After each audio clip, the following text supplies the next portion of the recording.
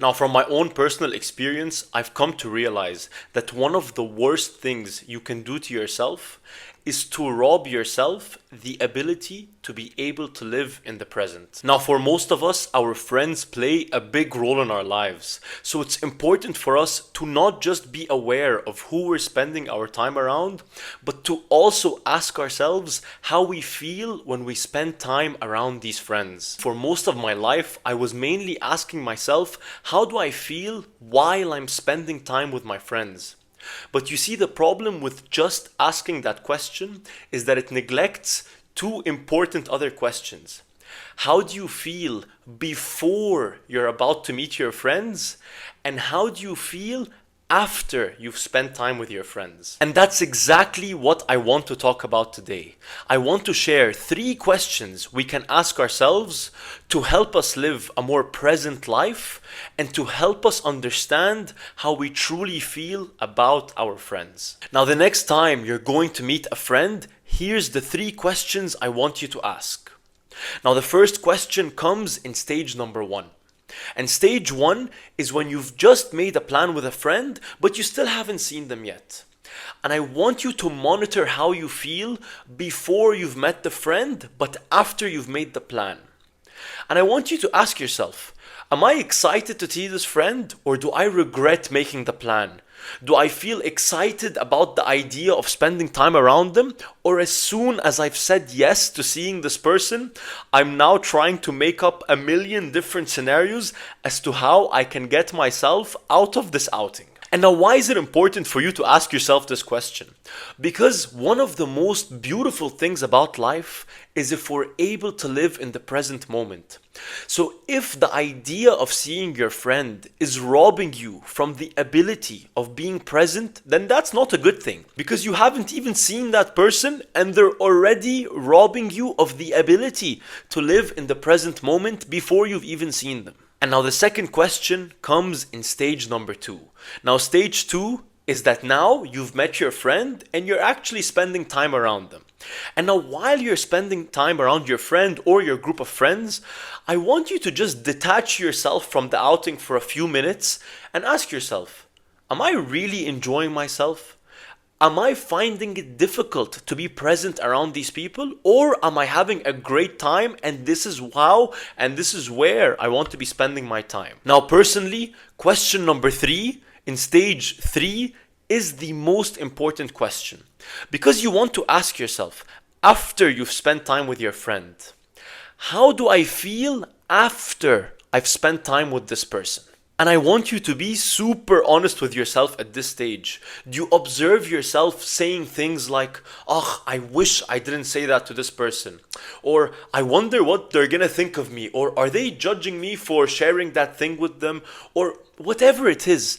But I just want you to observe how you feel, and I want you to observe the inner voice that you have after you've spent time around this person or this group of friends. Now, if you find that the inner voice is mainly positive, then amazing, happy days. Please spend more time around this friend or this group of friends. But if you find that that inner voice is mainly negative, and you find yourself saying things like, oh, I find it so difficult to be myself around these people.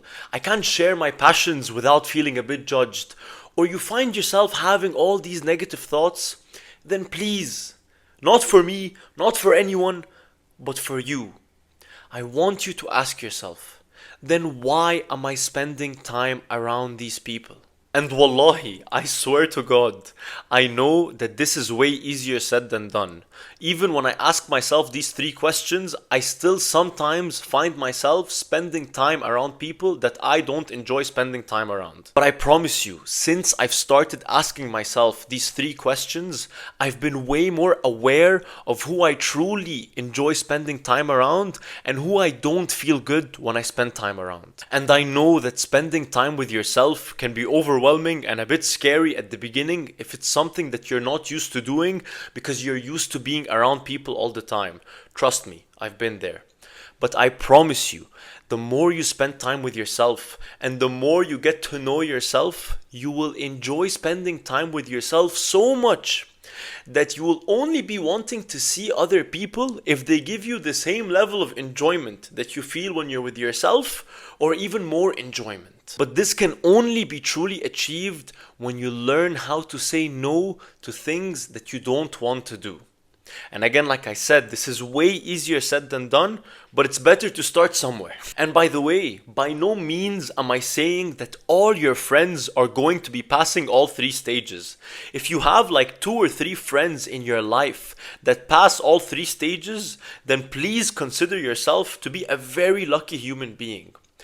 But you should at least hope that the people that you're spending your most time around pass like 2 out of the 3 stages. And in my opinion, preferably stage 2 and stage 3. Because sometimes, even with people that I love, when I make a plan with them, I'm like, oh, should I go or should I not? Maybe let me try to find a way out of this plan. But then when I go to stage 2, I feel amazing. And in stage 3, I also feel amazing. Because if you limit yourself to only spending time with people that pass all 3 stages, then you're going to have a very limited selection of people that you're going to spend time with. And now what if these people are busy and you want to have human connection and you want to meet people? So you want to be a bit flexible with this so you don't end up being very lonely. Because I'm 100% sure that there are things that I do that annoy some of my friends the same way that they do things that annoy me as well. So you're not going to find someone who's going to pass all 3 stages at all times in flying colors. But like I said, you want to start to notice patterns. If you find that every single time you spend time with this person you feel the exact same way, then that's when you take a pause and you ask yourself, do I really want to keep spending time around this person? Or do I want to give my time, energy, and attention to other people who make me feel good in stage 1, 2, and 3, at least in most times? And if there's one thing I want to leave you with, and I'm probably gonna do a full video about this idea because I think it's brilliant. It's by Dr. Gabor Mate, or at least I heard it in a podcast he was talking in. And he was saying it's better to feel guilty than to feel resentful. Now you see, it's okay to feel a bit guilty because you said no to an outing or you said no to seeing a friend, than to feel resentful for going to the outing and feeling like absolute shite throughout the whole outing. So yeah, I just wanted to leave you with that idea. I will elaborate more about it in one of my other videos. But yeah, I hope you have a lovely rest of your day, and I hope that I've given you a few ideas to think about. And like I always say, this is the Devos way. Find your own way. I hope you have a lovely rest of your day, and I hope to see you soon. Peace!